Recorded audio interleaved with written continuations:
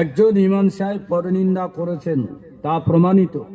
তারপর তিনি যে ব্যক্তি নিন্দা করেছেন তার কাছে ক্ষমা চেয়েছেন, তাহলে আত্মপ্রশ্ন করার কোনো জায়গা নেই।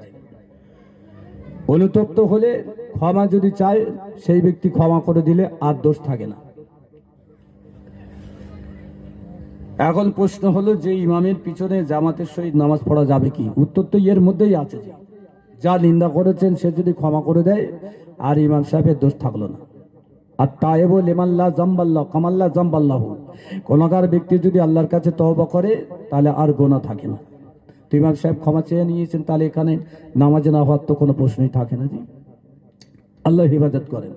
ভুল মানুষ চলে, যদি ক্ষমা না চাইতো তখন মসলায় এসেছে পরনিন্দা করা ব্যক্তি ফাসেক এবং তার পিছনে নামাজ পড়া মাকরুহ তাহরিমি লিখছে।